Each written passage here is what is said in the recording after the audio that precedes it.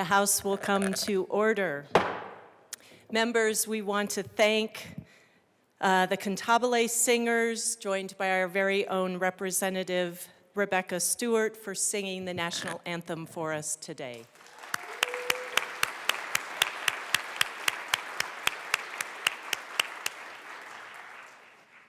Today, Teddy Coates from Polaris Elementary School will be leading us in the Pledge of Allegiance.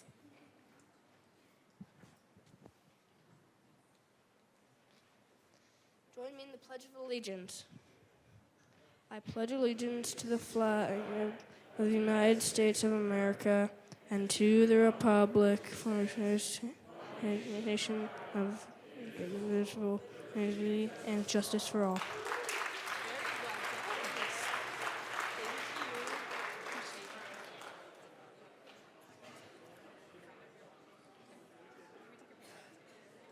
Mr. Schiebel, please call the roll. Representatives Armagost, Bacon, AML Bacon. Representative Bacon's excused. Barone, Byrd, Basenecker, Bottoms, Bradfield, Bradley, Brooks, Brown, Caldwell, Camacho, Carter, Clifford, DeGraff, Duran, English, Espinoza, Foray, Froelich, Representative Froelich, Excused. Garcia, Garcia Sander, Gilchrist, Representative Gilchrist, Excused. Gonzalez, Hamrick, Hartsook, Jackson, Johnson, Joseph, Kelty, Leader, Lindsay, Linstead, Luck, Lukens, Mabry, Marshall, Representative Marshall, Excused. Martinez, Morrow, McCormick, Pascal, Phillips, Puglisi, Richardson, Ricks, Representative Ricks, Excused. Rutinell, Ryden, Sirota, Representative Sirota, Excused. Smith, Soper, Here. Stewart K, Stewart R. She's up there somewhere. Story, Sukla, Taggart, Titone, Valdez A, Representative Valdez, Excused. Velasco, Weinberg, Wilford, Representative Wilford, Excused. Winter, Woodrow, Woog, Zokai, and Madam Speaker. Here.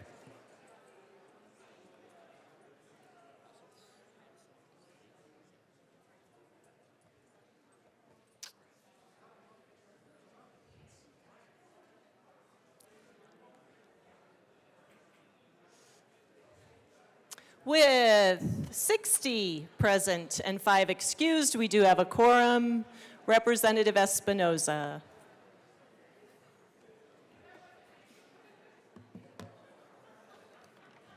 Thank you.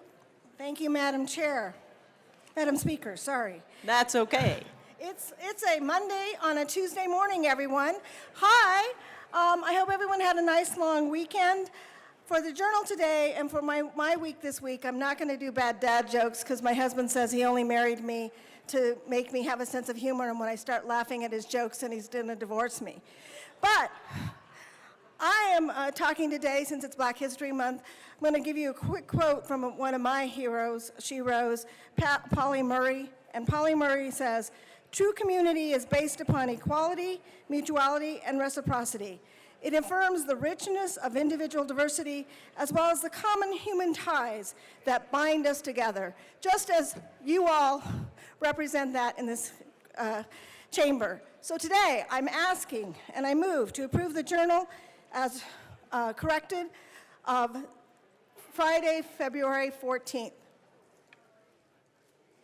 Members, you have heard the motion that the journal be approved as corrected by the chief clerk for February 14th, 2025. All those in favor say aye. Aye. All those opposed, no. The ayes have it. The motion is adopted. Members, we are proceeding to business. I will invite you to take your seats, please. Madam Majority Leader. Thank you, Madam Speaker. I move to proceed out of order for consideration of Senate Joint Resolution 7. Seeing no objection, we will proceed out of order for consideration of Senate Joint Resolution 007. Mr. Schiebel, please read the title to Senate Joint Resolution 007. Senate Joint Resolution 007 by Senators Bridges and Kirkmeyer, also Representatives Sirota and Taggart, concerning proclaiming February 14th as Colorado Read to Your Child Day.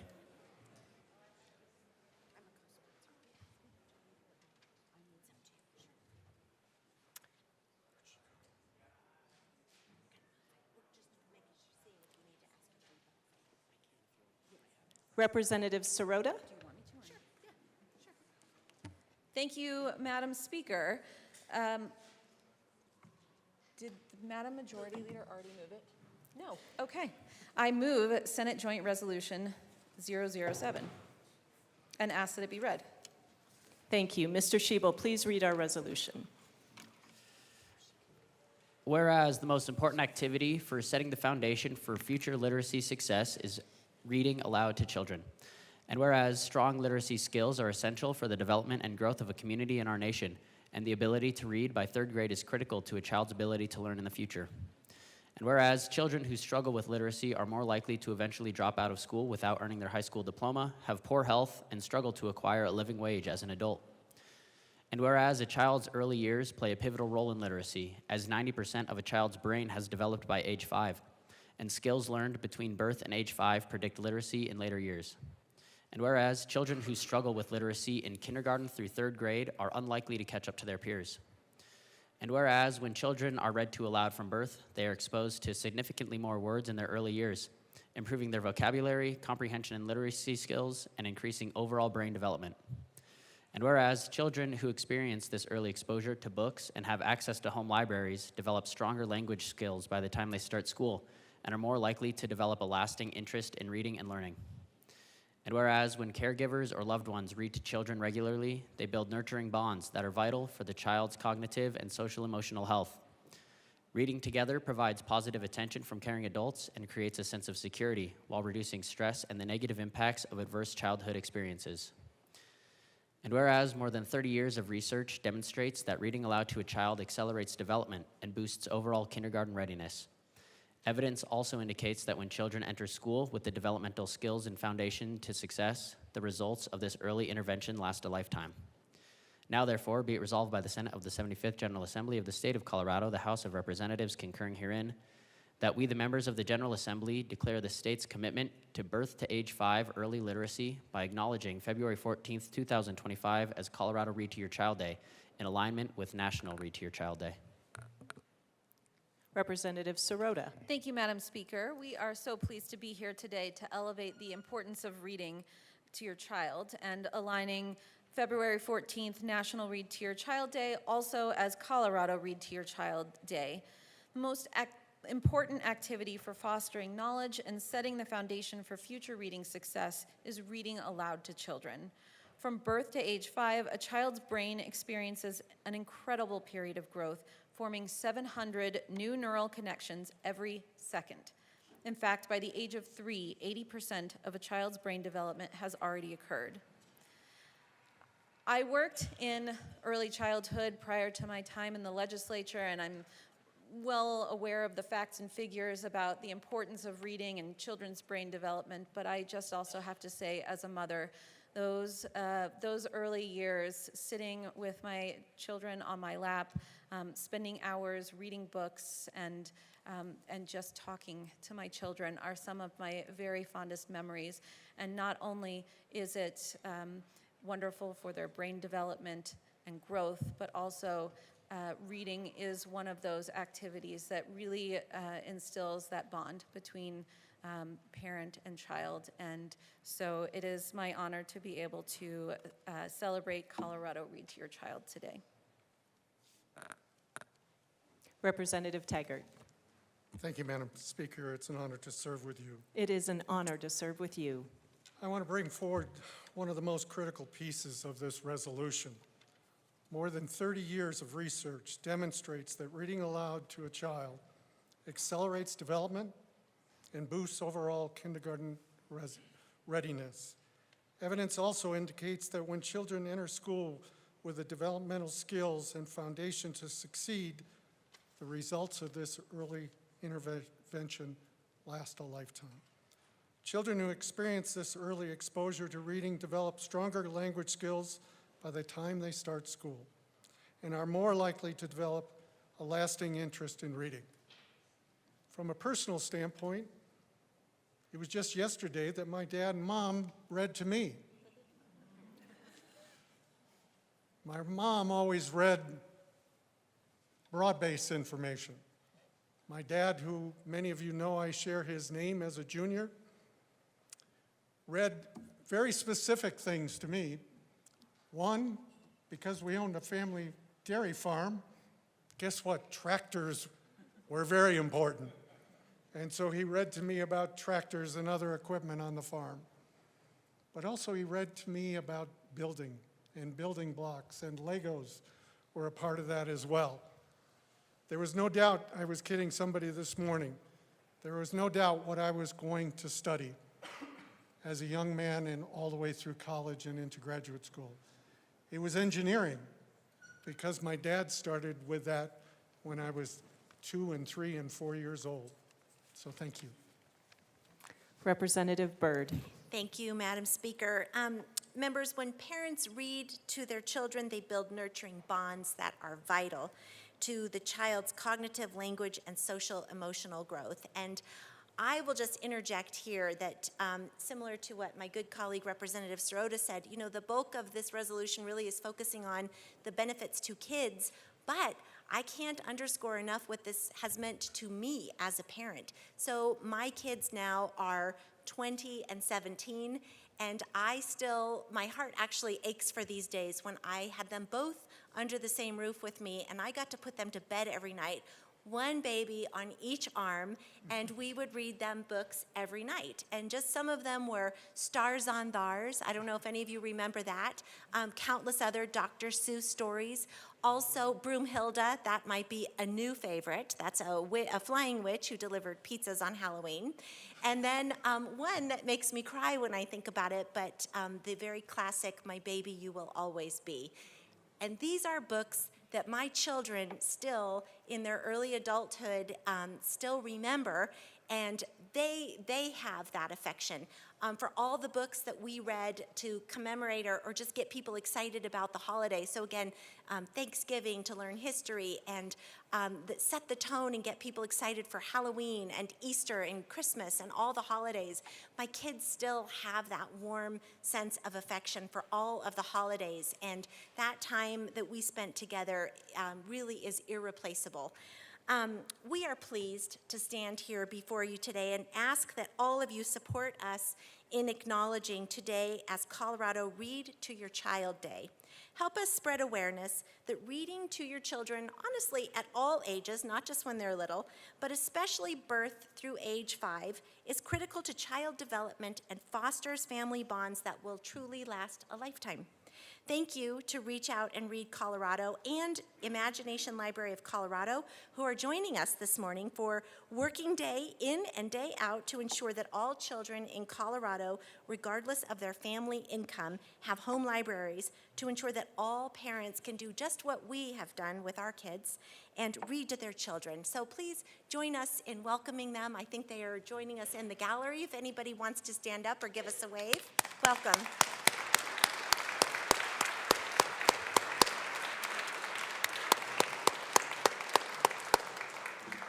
Thank you. Seeing no further discussion, the motion before us is the adoption of Senate Joint Resolution 7. Mr. Schiebel, please open the machine and members proceed to vote. Representative Soper, how do you vote? Yes.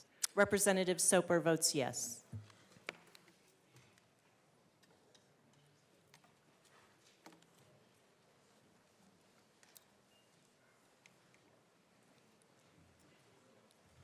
Stewart and Zokai.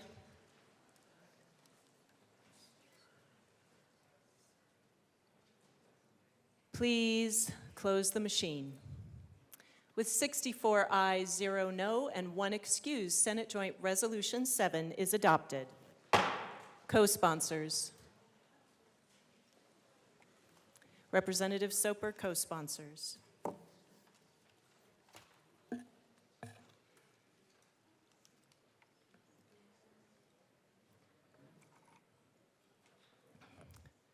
Please close the machine.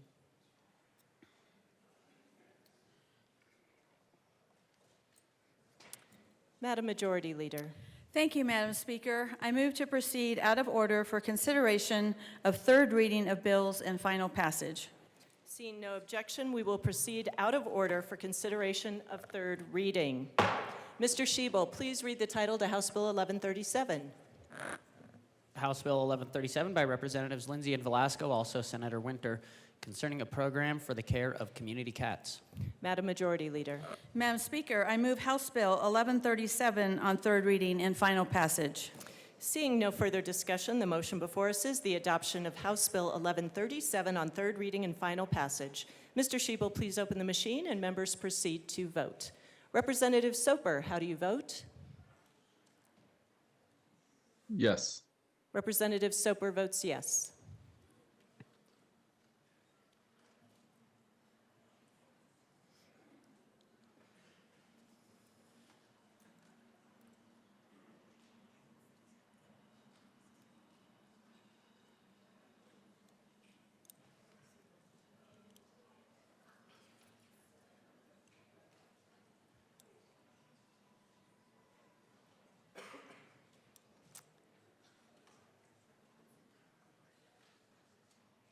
Please close the machine. With 39 aye, 25 no, and 1 excused, House Bill 1137 is adopted. Co-sponsors.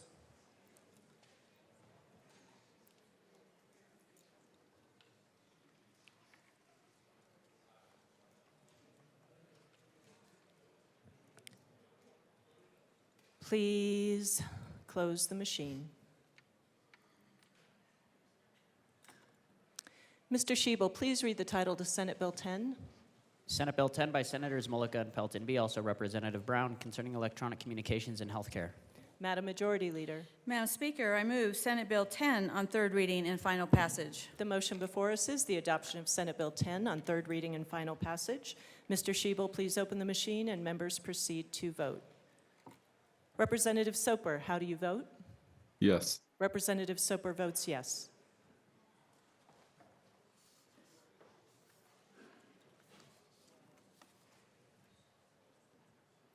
Please close the machine. With 64 aye, 0 no, and 1 excuse, Senate Bill 10 is adopted. Co-sponsors.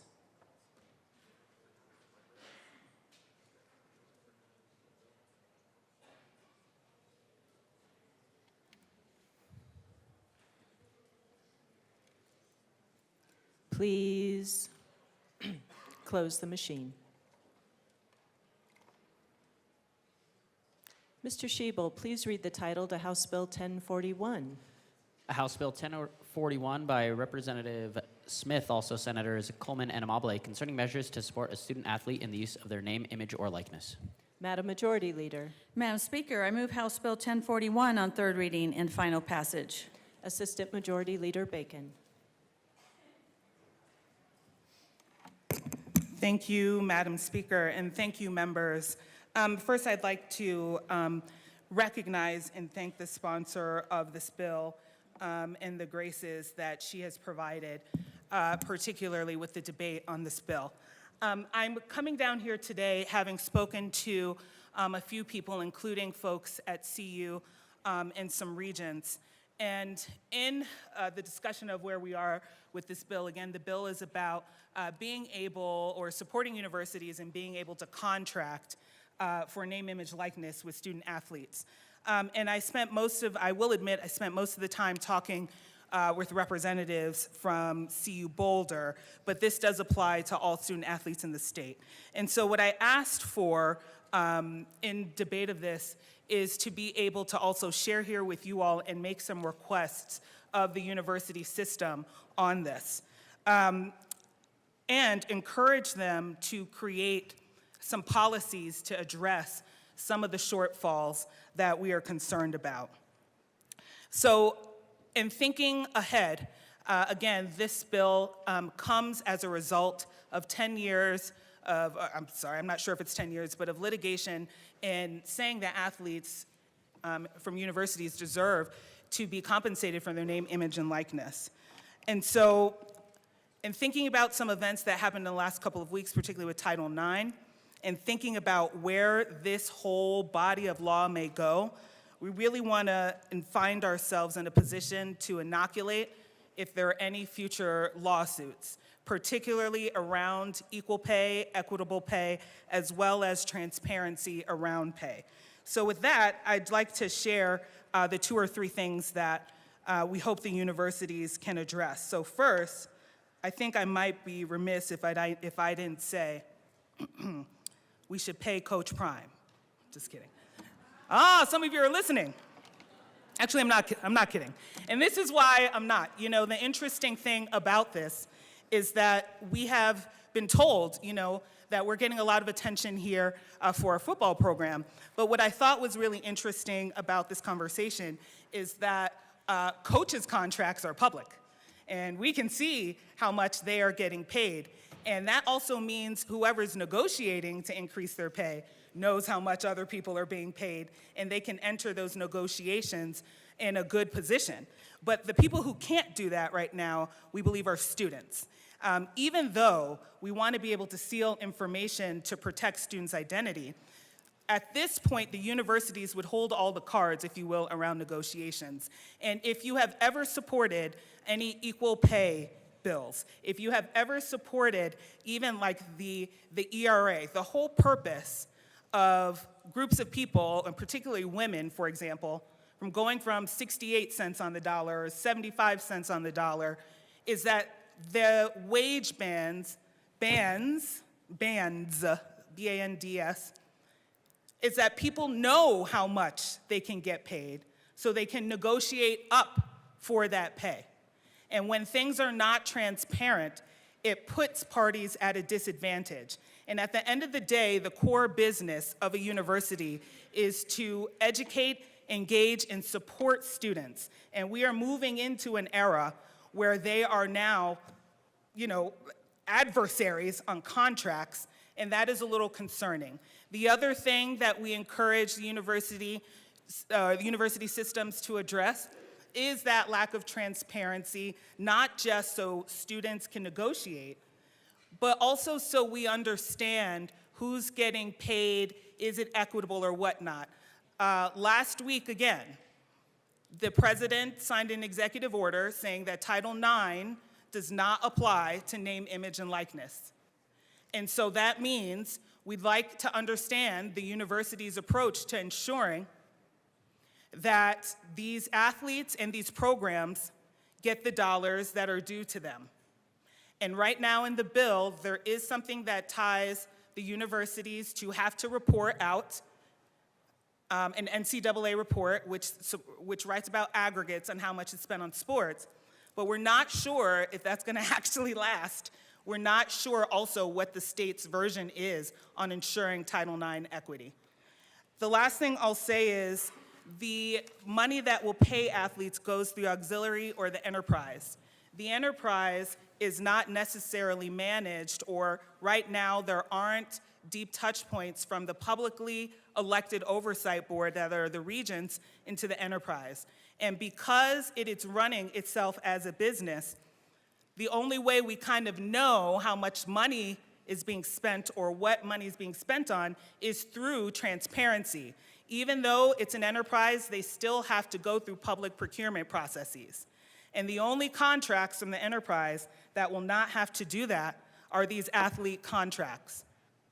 And so the question is, can there be increased oversight, or what is it, or what will they offer? How will we know? Who will be watching?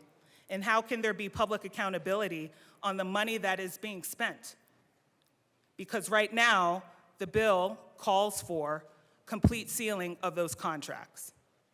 And so with that, I just wanted to put again on record that we figure out how to support students, which includes transparency for them to be able to negotiate, but also transparency on what's being spent on each sport and what's being spent on athletes, so that our athletes have a shot at being able to get what they deserve, which is, again, the crux of this bill and why I will support it today. But moving over to the Senate, we have a short timeline. We need to pass this bill so that universities can enter these contracts, but we still need to talk about the transparency and the equity concerns. And the universities have some authority over that. And if we can't legislate it, because many of us, unfortunately, have 4 days, 5 days to deal with the bill, then we can at least make the request so that we are not back here in 2 or 3 years trying to get to the bottom of any pay inequity issues or any issues that student athletes were overpaid and nobody knew. And so to the extent that we can inoculate ourselves, I believe that we should. Thank you. Seeing no further discussion, the motion before us is the adoption of House Bill 1041 on third reading and final passage. Mr. Schiebel, please open the machine and members proceed to vote. Representative Soper, how do you vote? Yes. Representative Soper votes yes.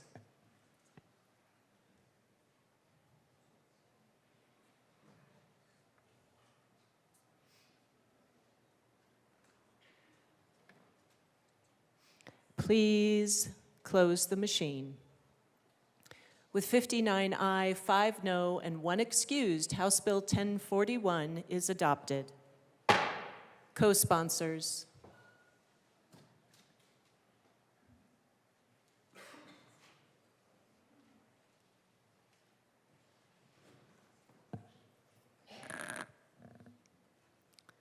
Please close the machine.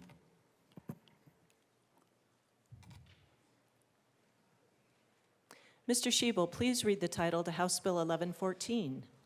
House Bill 1114 by Representatives Carter and Espinoza, also Senator Gonzalez, concerning allowing the defense to review a tangible object in preparation for a criminal trial. Madam Majority Leader. Madam Speaker, I move House Bill 1114 on third reading and final passage. Seeing no discussion, the motion before us is the adoption of House Bill 1114 on third reading and final passage. Mr. Schiebel, please open the machine and members proceed to vote. Representative Soper, how do you vote? Yes. Representative Soper votes yes.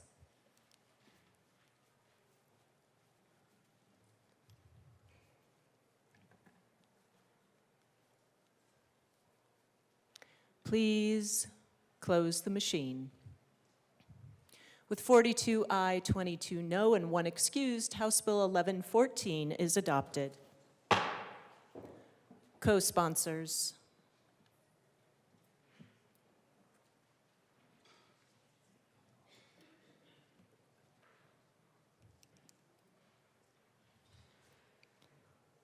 Please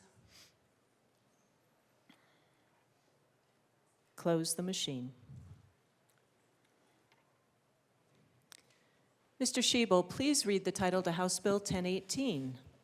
House Bill 1018 by Representatives Ryden and Gilchrist, also Senator Danielson, concerning access to the Department of Labor and Employment's vocational rehabilitation services.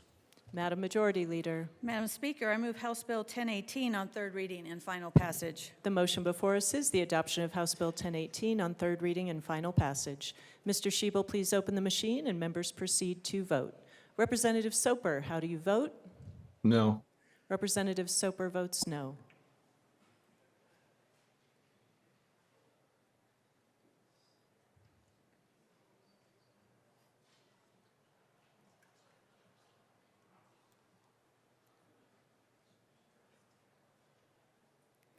Please close the machine.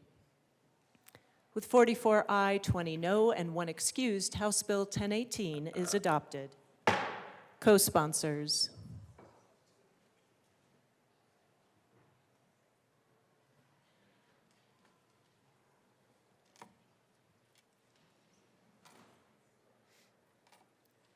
Please close the machine.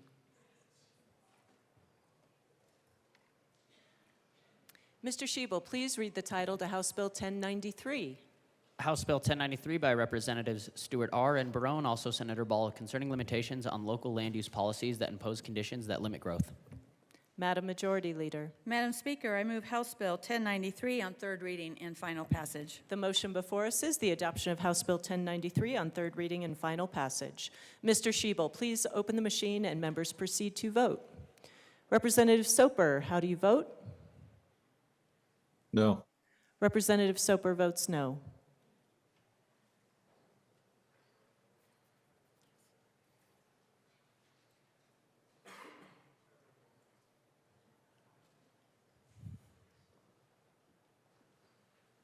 Please close the machine. With 43 aye, 21 no, and 1 excused, House Bill 1093 is adopted. Co-sponsor.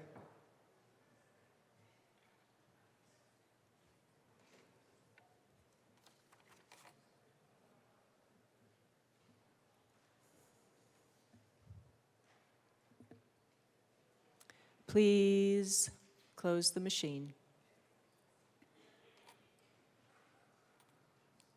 Mr. Shebel, please read the title to House Bill 1086. House Bill 1086 by Representatives Barone and Gonzalez, also Senators Pelton B. and Michelson Janae, concerning the timing of the enactment of the Interstate Compact on Placement of Children. Madam Majority Leader, Madam Speaker, I move House Bill 1086 on third reading and final passage. the motion before us is the adoption of House Bill 1086 on third reading and final passage. Mr. Shebel, please open the machine and members proceed to vote. Representative Soper, how do you vote? Yes. Representative Soper votes yes.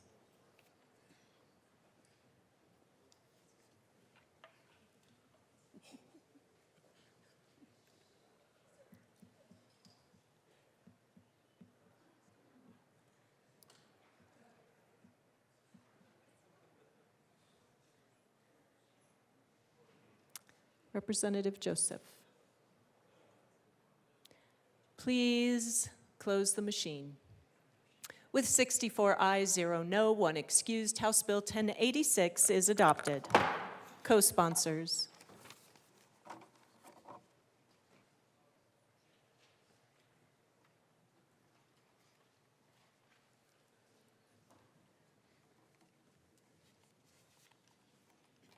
Please close the machine.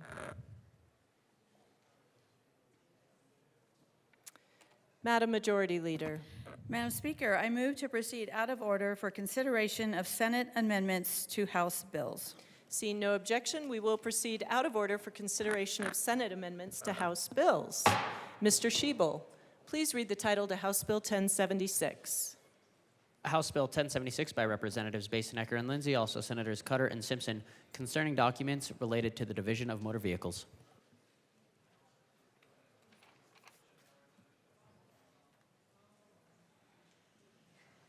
Mr. Speaker Pro Tem, Thank you, Madam Speaker. It's an honor to serve with you. it is an honor to serve with you. We move to concur in Senate amendments to House Bill 1076. It's a much quieter crowd than usual. I was like, where's everybody at? I love it. That was much better. Would you like to explain? Please proceed. Thank you, Madam Speaker. The Senate made a couple technical, non-important, and quite frankly, very boring adjustments to the bill that we will not delineate here for your mutual interest. While we generally reject the notion that the Senate has anything to offer to our policies, this is one exception. We ask for a yes vote. Excellent. Seeing no further discussion, the motion before us is to concur with Senate amendments to House Bill 1076. Mr. Schiebel, please open the machine and members proceed to vote. Representative Soper, how do you vote? Yes. Representative Soper votes yes.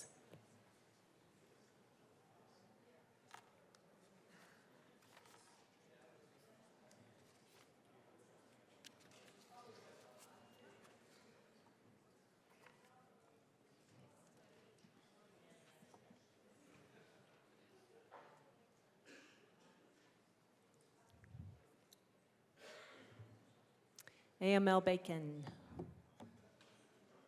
Won't work. Please close the machine. With 56 aye, 8 no, and 1 excused, the motion to concur is adopted. Madam Majority Leader. Madam Speaker, I move for the repassage of House Bill 1076 as amended. The motion before us is for the repassage of House Bill 1076 as amended by Senate amendments. Mr. Schiebel, please open the machine and members proceed to vote. Representative Soper, how do you vote? No. Representative Soper votes no.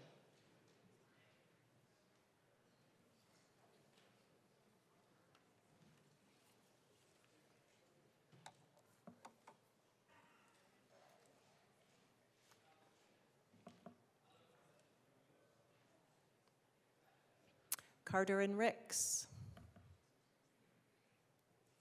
Please close the machine. With 52 aye, 12 no, and 1 excused, House Bill 1076 is repassed. Co-sponsors.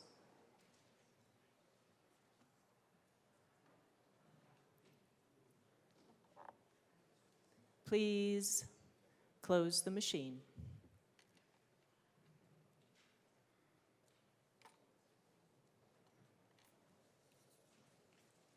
Madam Majority Leader. Madam Speaker, I move that the following bills be added to the special orders calendar on February 18th, 2025 at 10:42 a.m. House Bill 1043 and House Bill 1059. Seeing no objection, the bills listed by the Majority Leader will be added to the special, will be added to the special orders calendar on February 18th, 2025 at 10:42 a.m. Representative Lukens.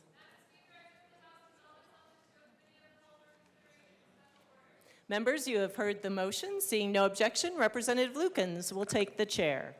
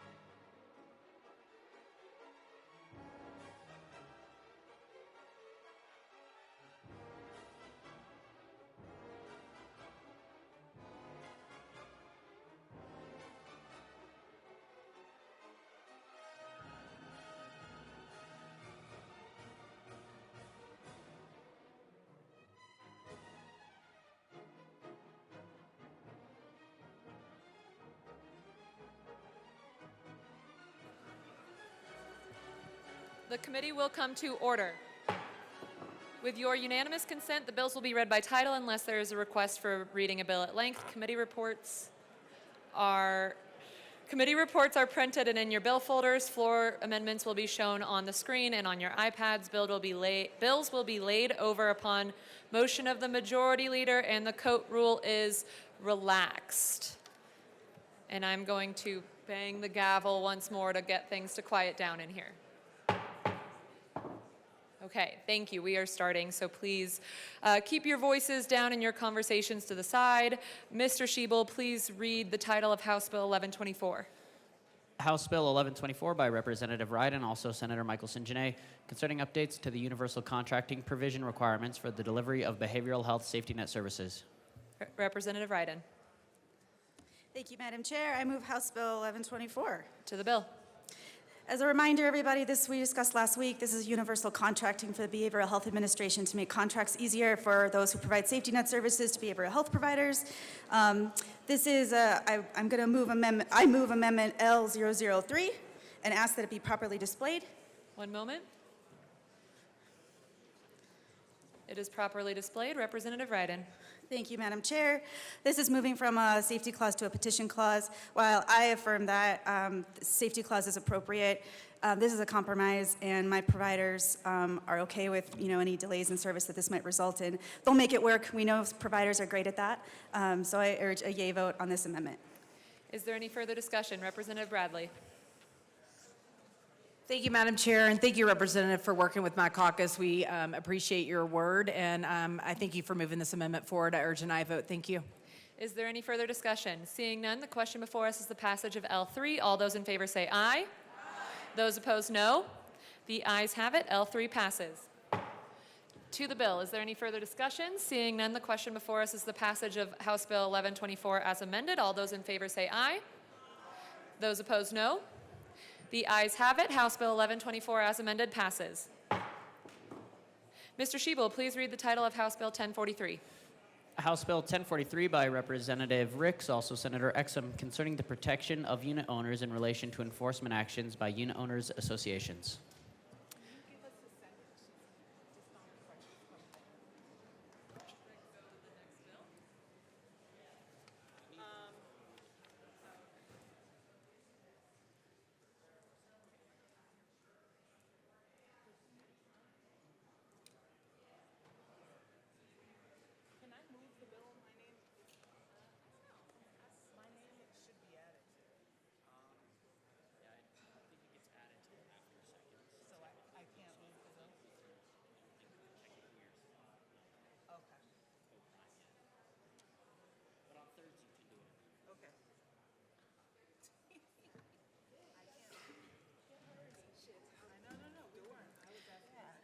Representative Ricks.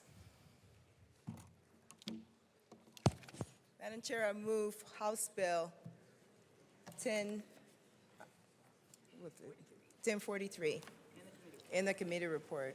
To the committee report. So in the committee, the bill passed, and we offered an amendment in the committee that clarified or changed the terms of how a property would be sold. Basically, we were able to add that the homeowners would get the right to sell their homes and ask for a stay motion in the event of a foreclosure in an HOA. And so that helps the homeowner to get a fair market price for their home when they're in foreclosure. We also added more amendments to clarify records that needs to be obtained from a homeowner management company at the end of the year when they make their registration, to tell the legislature how many foreclosures, how many judgments, how many payment plans they've entered into with homeowners. In addition to that, we are asking for credit counseling to be provided, notices to be provided from the management company to the homeowner to inform them that they have the right to go through credit counseling, foreclosure help through HUD, and that is what happened in committee. I ask Oh, I have to move the amendments, right? Okay, so we're going to be presenting, I move Amendment L005 to the committee report. And I ask for it to be displayed. One moment. Yeah, I'm good. Okay. Is it displayed? L5 is properly displayed. Representative Ricks. Okay. Amendment 5, lines 1 through 5, adds an estimate from an online real estate marketplace company such as Zillow as an easy method for the unit owner to determine the fair market value when submitting the motion of stay for the sale at auction. From my review of the court website, they have motion forms that a unit owner can use to file the motion. I ask for your yes vote. Representative Richardson.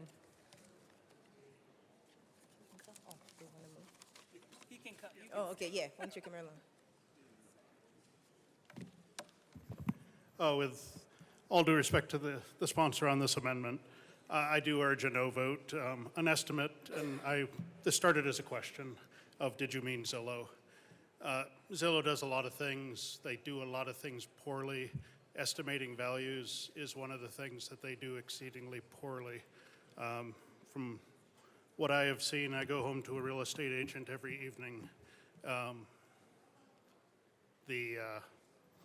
About 80% of the estimates that Zillow puts up are incorrect, so I don't think this is a necessary amendment, and it could be a damaging one. Thank you. Representative AML Bacon. Thank you, Madam Chair. This amendment does two things.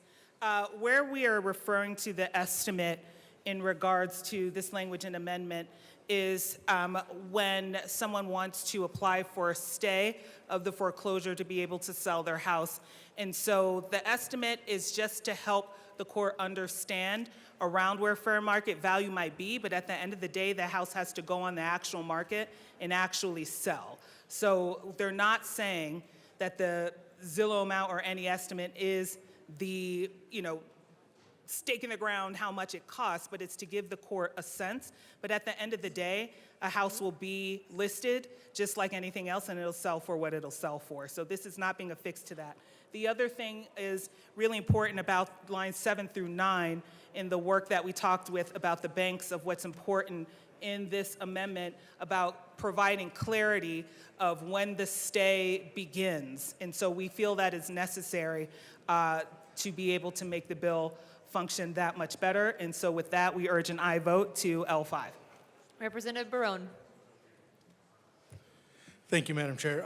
According to this amendment here, I understand that it's a starting point for the courts to be able to get the home's estimate to see how much it could sell for and go on the market. Unfortunately, most of the time when it goes on the market, they are misled to think that that is the worth of the house, which in turn will stay on the market for longer, which in turn will keep the HOAs a longer time without being able to collect their dues that they most desperately need to continue their business, to continue to pay for what they need to pay for, which in turn elongates this whole process. And unfortunately, yeah, this amendment will result in the mischaracteristic, misjudgment of how much a home is worth, and that it'll stay on the market for longer because that's what the homeowners think is going to be able to sell for. It's going to be months before they bring down that value. Thank you. AML Bacon.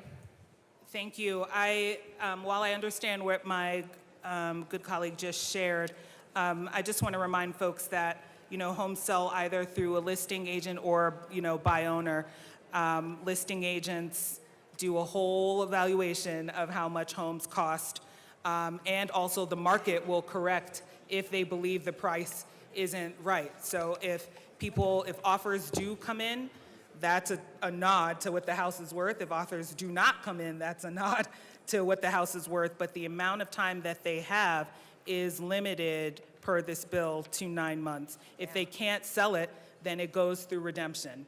And so the point of this is The point of this bill is to allow a period to sell, so that not only can folks recover equity, but that all the liens would be paid off. And again, the market corrects for these things. This language is just to get a starting point, but there is no contract you go into with the realtor where they don't talk about the value of the house, and there is no amount of time that a house will go unsold where no one does another valuation of the home. And so again, we urge an aye vote. Is there any further discussion? Seeing none, the question before us is the passage of L5. All those in favor say aye. Aye. Those opposed, no. The ayes have it. L5 passes. To the committee report, Representative Ricks. I move L007 to the committee report and ask that it be displayed. One moment. Do you have a packet?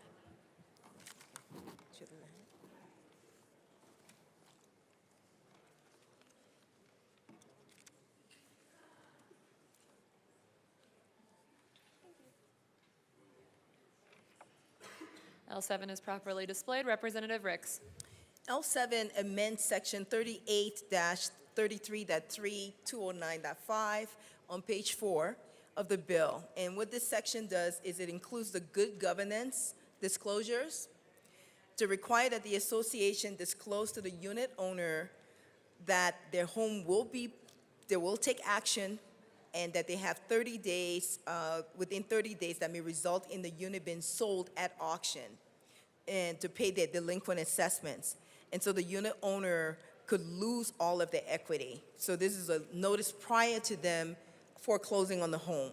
And this is important because nowhere in this section does it give this type of a 30-day notice. So this is an additional way of trying to get the homeowner to act or informing them of their rights. I ask for a yes vote. Is there any further discussion? Seeing none, the question before us is the passage of L7. All those in favor say aye. Aye. Those opposed, no. The ayes have it. L7 passes. To the committee report, Representative Ricks. Is there any further discussion to the committee report? No. Seeing none, the question before us is the passage of the THLG committee report as amended. All those in favor say aye. Aye. Those opposed, no. The ayes have it. The THLG committee report passes as amended. To the bill, AML Bacon. Thank you, members. First, I'd like to thank my good colleague, my bestest colleague from Arapahoe County. That's you, sis? Oh. Yeah, all right, okay. So I just want to share a little bit about why I wanted to follow this bill and asked if I could support it. Over the last couple of years, many of you may or may not have seen, we have seen homes kind of being taken from homeowners and sold at auction, particularly for very low foreclosure or HOA lien amounts. And so, for example, we saw, and particularly in my district, there are a few newspaper articles about this, we saw homeowners foreclosed on first for fines, where, for example, if you didn't cut your grass or if you had an oil stain. And then our fines, not only were homeowners fined, but then there were attorney fees that were ballooned.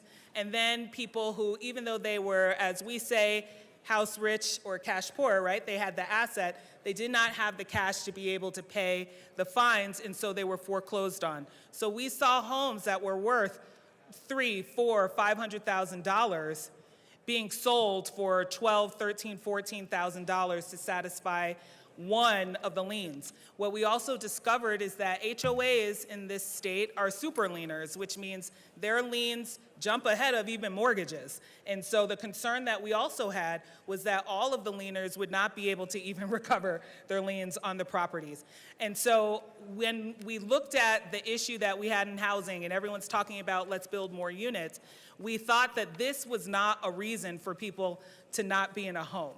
You know, that there were these giant loopholes that homes could be sold for minimal amounts, and homeowners would not only be without the equity that they did rightfully earn by paying the mortgage, and again, the mortgage, not necessarily the HOA fees, but that also, after you go through a foreclosure, it's really hard to recover. Your credit does not recover. And in this market of rental costs, we just saw families stranded. after they had spent years and years and years in building equity in their home. So over the last couple of years, we've begun to cut down on that and to close it. No one is saying that folks should not be held responsible for their agreements, but what we are saying is taking of a home is too high of a response to that, specifically given all of the spirit of all of our laws and processes around due process and taking of properties. Interestingly, in the last couple of years, the Supreme Court has also ruled that governments taking properties for tax liens, they cannot, foreclose and, sell a house for $10,000 for taxes. The Supreme Court called that a taking. And there we got this term called equity theft. And so at the end of the day, after the last couple of years, particularly for those in my district, it's the far northeast corner of Denver, we have seen now folks be better equipped, better prepared, better informed about what their relationship is with their HOAs, but also that in being held responsible for it, they are still able to recover some equity so that they are able to live in a home and not be unhoused because of fines and fees. And so with that, I'll turn it over to the prime sponsor, but this is kind of like the end of a long journey to keep people in their homes. So thank you. Representative Ricks. Thank you, Madam Chair. Chair. Too many homeowners have been forced out of their homes with nothing left to start over. This bill will protect families if they are to go and prevent financial ruin if they were to go through foreclosure. In these typical HOA foreclosures, what happens is an investor will come in and purchase your home for a few $1,000s. And basically, if you had a $500,000 home that was worth $500,000, the house could sell for $50,000, and basically the homeowner could be left holding the first mortgage and also the lien on the second mortgage, and the investor would pretty much walk away with all of the equity. That leaves the homeowner with bad credit for 7 years. It leaves them with nothing to start over. Basically, they can't even rent an apartment after they've paid their note on their property for so long, but they have fallen upon hard times. So we shouldn't kick people when they're down in Colorado. We talk a lot about keeping people housed in Colorado, and this is one way of preventing homeowners from being taken advantage of by predatory home HOAs and people who are just trying to, take advantage or kick them when they're down. This typically happens a lot to senior citizens and people who have built equity in their homes but are on fixed income. We've seen that cost around Colorado keeps rising, especially insurance costs, HOA dues keep rising, and as these things rise and you're on a fixed income, you're pretty much capped at what you're able to pay. And so at some point you get behind, and then your home could be quickly sold in a sheriff's sale. And so this bill would give 9 months to a person to ask for a stay to sell their home on the fair market value, and if they're able to do that, they can pay off all their liens and walk away with something in their pocket. We ask for your yes vote. Is there any further discussion? Representative Woog.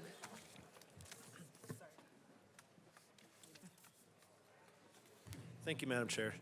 And thank you. I do understand why this bill was brought forward. It sounds like there was a bad instance, and that's understandable that you're concerned with some things that need to maybe be changed. I listen to this and some other bills, and I cringe a little bit because I think all of us live, we haven't talked about this. There's some accountability issues here. I mean, while it is the bill issue you're talking about, I understand, but there's also these accountability issues. These people are getting a violation. Usually it's a notice that you have to fix this violation with no fees. At that point, you can certainly go talk to the board. You can go to the meetings, you can discuss it. And then there's more, if you don't fix it, there's more violations. So there's an accountability aspect I think we really need to focus on. We're all accountable. We all have things we agree to. There's directions we read, there's rules, there's laws, there's a contract. We agree to that. So that's part of my issue with this. Secondly, there are HOA boards, and again, there probably are some bad actors out there, just like everything. There are HOA boards elected by those residents. Those HOA boards can be just like us. They can they can lose their next election. That's one way. You can get enough residents to come in and say, we don't agree with this. If someone's having an issue, or maybe multiple people in the neighborhood, and that's understandable, they need to go speak to that board and raise these concerns. If you get enough residents, you can change the laws. So I do understand the issue. It sounds like, some things may have been handled incorrectly. I don't think this is across the board in this state. And again, once again, I really worry about losing that local control. There's a reason for these HOA boards. It's really small local government elected by those people in that neighborhood. I think it should stay that way. We're really setting a precedent by coming in as a state and saying we know better. And not only that, now it's state law. It's just really hard to overturn this. I just like keeping it local, where the residences of that particular neighborhood can go speak to their board. Enough of them get together, they can change the laws and change the way things are done in their communities. So again, I think this is a local control thing. I think it's a common sense thing. And I do respect where you're coming from with this bill to these representatives, but I urge a no vote. Thank you. Representative Ricks. This bill does not remove HOA boards. It does nothing to that. Basically, it helps a homeowner who's going through foreclosure to ask for a stay motion to allow them to sell their homes. HOAs can still foreclose. They can still do everything that they already have the right to do in law. I ask for your yes vote. Representative Barone. Thank you, Madam Chair. I do understand your point of view that it doesn't take away anything on HOAs, but it does extend that stay of 9 months. That 9 months could be make or break for HOAs, especially the smaller ones, especially like one like mine. I'm going to touch a little bit on what my good representative from Johnstown said. I think we're losing accountability here. When you close on a house, you get the HOA rules, you get the HOA contract, you have to read those out, you have to read those beforehand and understand them. You're coming into this contract understanding what you're required to do in your home, what you're required to pay, and any changes that comes into an HOA, if there's a rise in HOA fees, if there's a rise in fees, you have the voice to be able to agree or disagree with those raises at the HOA board meetings. Personally, I do understand there might be some HOAs, like Representative from Johnstown said, that are bad actors. But in my personal opinion, in my HOA, they send us mail, email, and we have an application that tells you when the HOA meetings are, what the agenda is, and you can pay your dues right off the application. And it's really important for them to do that because they mow the lawn for the entryways to these developments. Mine includes garbage. My HOA fee includes garbage every week. They need that money to be able to pay those debts. They need that money as soon as possible so they can do that because they're running on a budget as well. I ran for my HOA board. Unfortunately, I didn't win. That was 10 years ago. I was still young, but I did run for my HOA in my rental houses. I did win that position. I was on the HOA board for my rental houses. My brother's on the HOA board for his development. We understand how the budgets are working, how we have to pay out those debts. And if we're waiting 9 months, and especially even more than 9 months, if they're late on their HOA dues, if they're late on their fees, it's 9 months above that they're now waiting to collect that money. Like I said, accountability is what we're losing here. We can't just throw accountability out the window. People need to understand this is your responsibility. Your responsibility to be a part of that HOA, to know what you have to do. I still urge a no vote. Thank you. Representative Woog. Thank you, Madam Chair. And this is just for my good representative from Fort Lupton. This representative lives in Frederick, not Johnstown. So, but good job. I mean, hey, we got to learn. So I'll give you a second chance, though. Thank you.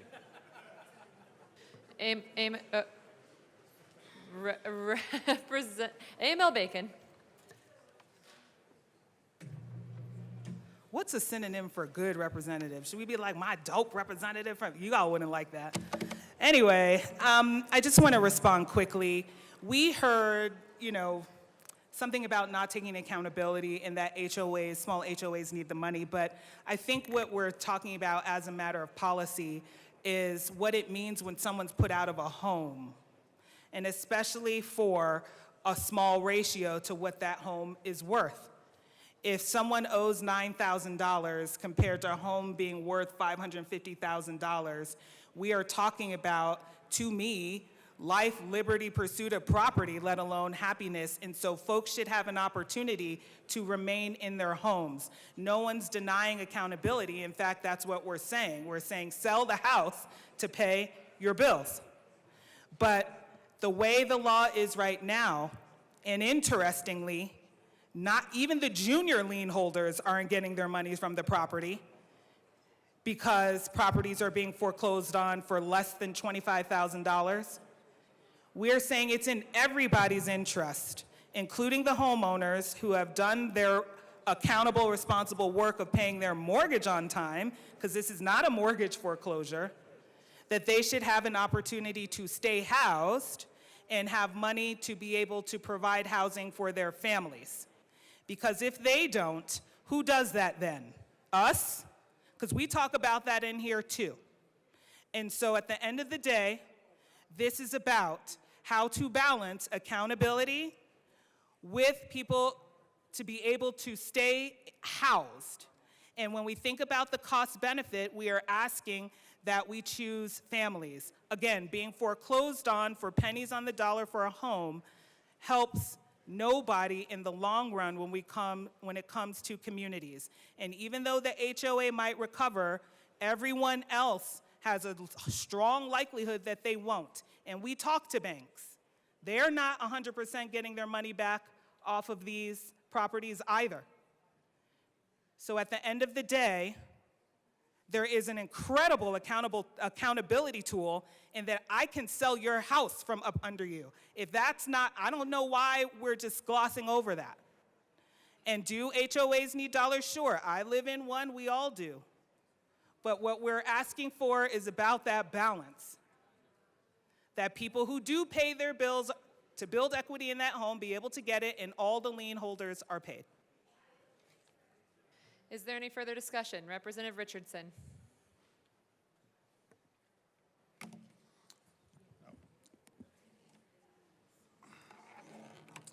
Thank you, Madam Chair. I don't disagree that being able to sell somebody's home out from under them is an incredible accountability tool.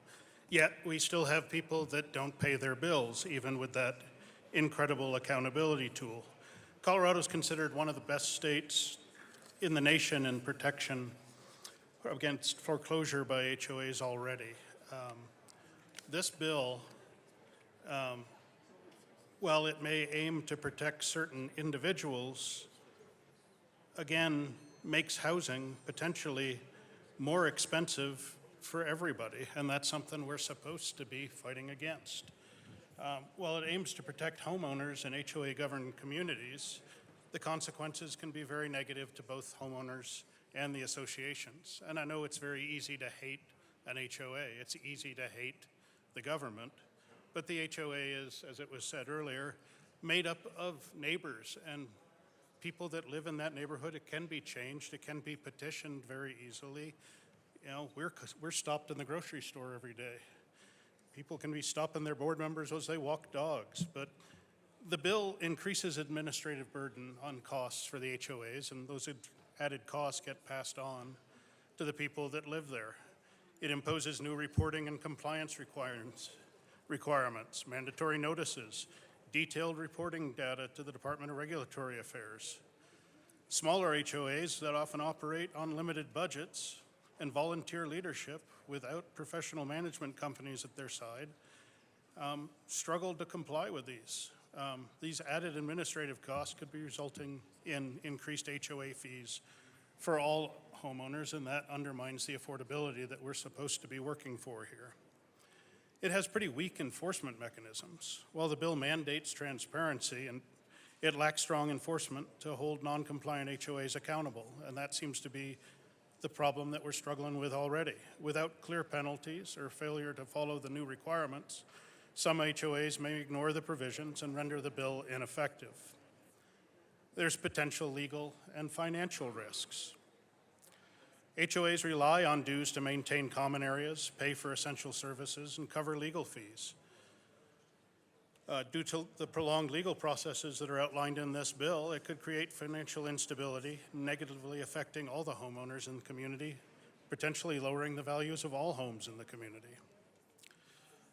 It reduces the HOA authority over financial management. HOAs are structured to ensure shared community expenses are fairly distributed amongst its residents. By limiting enforcement measures for collecting unpaid dues, the bill can actually incentivize non-payment, making the problems we're facing here worse. It's harder for HOAs to manage community expenses effectively if this happens. The cost of unpaid assessments may be passed on to paying homeowners through higher fees and unfairly penalize those that are responsible residents that are paying their bills. And it also has potential for increased legal disputes. The requirement for detailed notification processes, credit counseling mandates lead to more legal disputes between homeowners and HOA. Increased litigation over compliance and foreclosure procedures would further burden both parties, homeowner and the HOA, and those other members of the HOA, delaying resolution and again increasing legal costs and ultimate for all the residents ultimately. So I think it's well intentioned. It's seeking to protect some individuals from bad actions, but in this chamber we should be looking at protecting the rights of individuals and setting rules more broadly for the environment that they operate in. So I would urge a no vote on this. Representative Bottoms. Thank you, Madam Chair. So I bought my house 13 years ago, and the very first week I moved in, I got a letter from the HOA that was addressing a weed in my front yard that was older than my children. And my wife got upset about it, and I told her, I said, this is just the HOA's way of saying welcome to the neighborhood. So sometimes I get frustrated with HOAs, but I also very strongly agree with the concept of an HOA because they provide a lot of things that cannot be done by the individual homeowner. It would be literally impossible for the individual homeowner to do these things, but an HOA does this. Now here's where I want to drill down a little bit. The person that buys the house understands the rules of the HOA going in. There's no surprise. They get the HOA contract, they get all the rules of the HOA, and they actually have to sign this. And that's all I got. Is there any further discussion? Seeing none, the question before us is the passage of House Bill 1043. All those in favor say aye. Aye. Those opposed, no. The ayes have it. House Bill 1043 passes. Mr. Schiebel, please read the title of House Bill 1059. House Bill 1059 by Representative Weinberg, also Senators Rich and Marchman, concerning reducing food waste in schools. Representative Weinberg. Thank you, Madam Chair. I move House Bill 1059 and the Education Committee report on second reading. To the committee report, Representative Weinberg. Thank you, Madam Chair. Thank you, fellow colleagues. I really want to say thank you to my good representative down in Monument for putting in a suggestion. And we got through education unanimously, and I urge and I vote. Is there any further discussion on the Education Committee report? Seeing none, the question before us is the passage of the Education Committee report. All those in favor say aye. Those opposed, no. Just hanging out. The ayes have it. The committee report passes. To the bill, Representative Weinberg. Thank you, Madam Chair. It's a privilege to serve with you. It's a privilege to serve with you. So we have a huge problem in this state right now when it comes to food waste in our schools. I'm glad to be working in a bipartisan manner with Representative Ferre on actually finding a solution to this problem. And I think this is the first step in this state amongst many we will take to ensure that waste in our school systems no longer happens. And I urge an aye vote. Is there any further discussion? Seeing none, the question before us is the passage of House Bill 1059. All those in favor say aye. Aye. Those opposed, no. The ayes have it. House Bill 1059 passes. Madam Majority Leader. Thank you, Madam Chair. I move the committee rise and report. You have heard the motion. Seeing no objection, the committee will rise and report.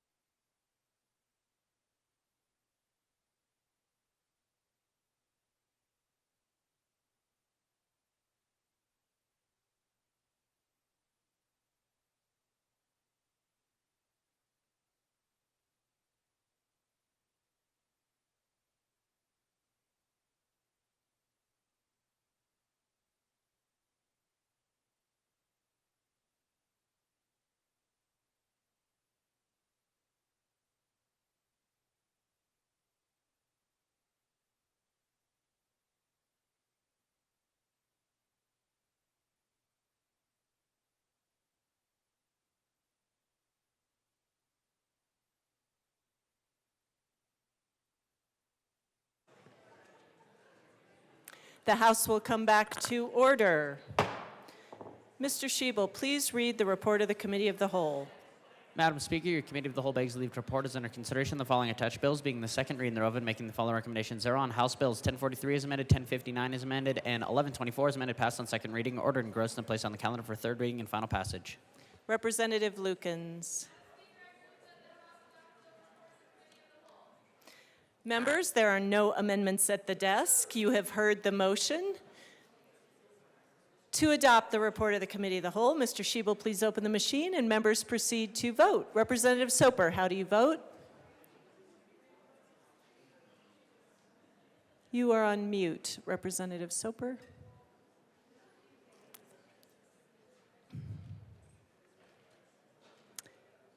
If you can't unmute yourself, would you give me a thumbs up or a thumbs down? Representative Soper signals a no vote with a thumbs down. Representative Lindsay, how do you vote? Representative Lindsay signals a thumbs up, a yes vote. Thank you, members.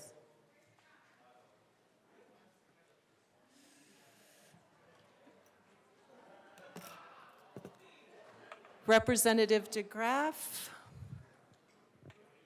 and Rutenell. I'm hearing some, oh, there he is. Both of you, $5 fines. Representative DeGraff, Representative Rutenell. Please close the machine. With 42 aye, 22 no, and 1 excuse, the report of the Committee of the Whole is adopted. Madam Majority Leader. Madam Speaker, I move to lay over the balance of the calendar till Wednesday, February 19th, 2025. Seeing no objection, the balance of the calendar will be laid over until tomorrow. Members, announcements and introductions. I'm going to start, members, by highlighting that today in the Senate we paid tribute to NCSL, the National Council of State Legislatures, on their 50th anniversary. please join me in giving a round of applause to an organization that helps us better understand the landscape of state legislatures across the nation.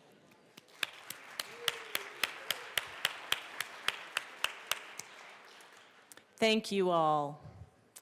Great. Representative Johnson, kick us off. Thank you, Madam Speaker. It's a joy to serve with you. It is a joy to serve with you. I want to recognize that today is EMS Day, Emergency Medical Services Day here at the Capitol. EMS is the provision of out-of-hospital health care in any event that threatens life, limb, well-being, despite the weather. We have EMS professionals that travel to you when you call 911, whether it's foggy, snowy, sleety, storms, roads are closed. You call 911 and an ambulance will appear. These medical professionals, EMTs, paramedics, will put their physical and mental health on the line. They sacrifice time with their family, all in the name of service for our community. Excuse me, Rep. Members, we do have an announcement here at the well. I'll ask you to hold your conversations down. Thank you. Representative, please proceed. While not recognized as it should be, EMS, and if you want more time to meet with them, EMS Day at the Capitol Legislative Reception is today at 5 to 7, University Club. I would encourage you to show up and say thank you and meet some of these. 1254 and Senate Bill 82. We are going to go into our 1:30 time. Representative Titone. Thank you, Madam Speaker. Tomorrow morning at 8:30, note the time change, 8:30 for Joint Technology Committee, we're going to be hearing the operating budget referrals for the Treasurer's Office. Be there, 352 at 8:30. Representative Stewart R. And Representative Hartsook.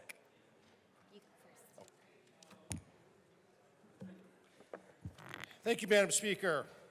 Hey, so you probably have saw, even though it's kind of crazy around here today, we heard the choir this morning, but we've got the Scientific and Cultural Facilities District here, and they gave us the great rendition of the national anthem this morning.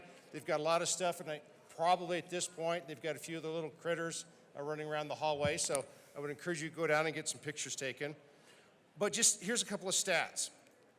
And so for about 1 penny for every $10 in the district, they support thousands of events. They serve over 18 million residents. That can't be right. That's a typo. There's not 18 million people in this state. They service a lot of people in the Front Range. Down in Douglas County, we've got a lot of events. We've got the Parker Arts, we've got the Hawk Quest. They do a great job of the cultural events that gets kids involved in learning about science and nature and everything that's out there, so we would certainly encourage that. And I'm, it's a great honor to be up here with my co-rep on this puppy, and I will turn it over to her and let her take it away.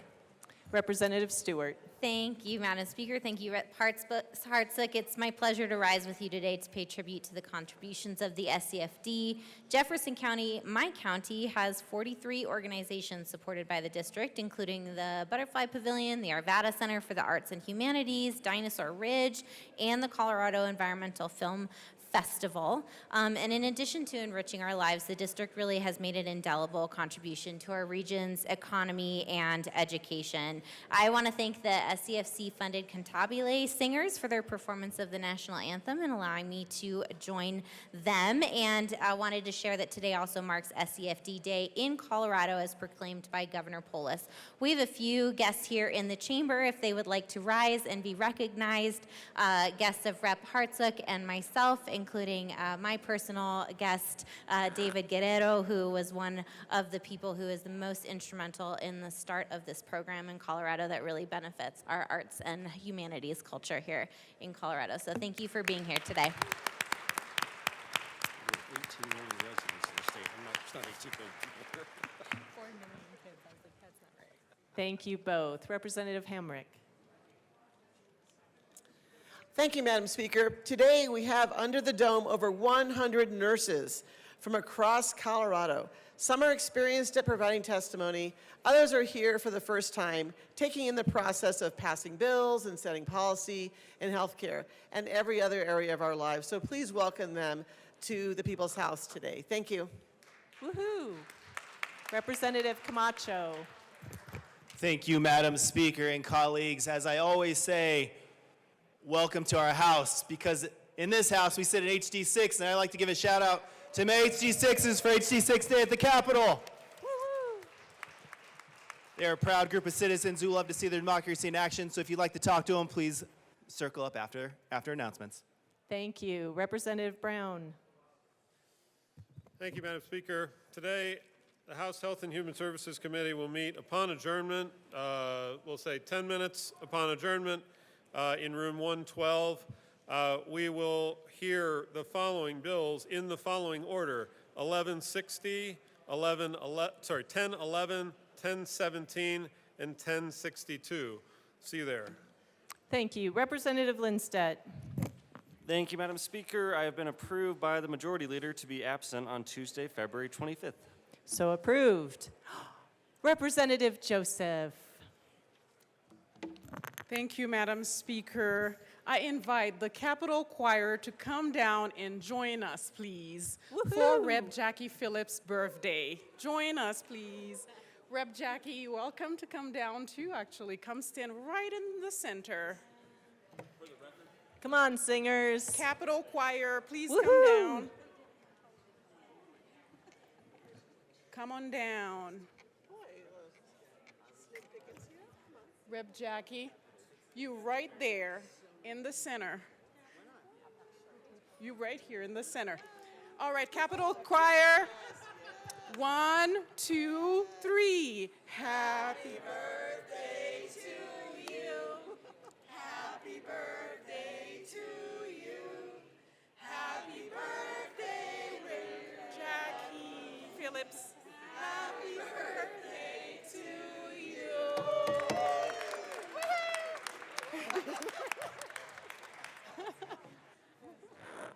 Madam Majority Leader. Thank you, Madam Speaker. I move the House stand in recess until later today. The House will stand in recess until later today.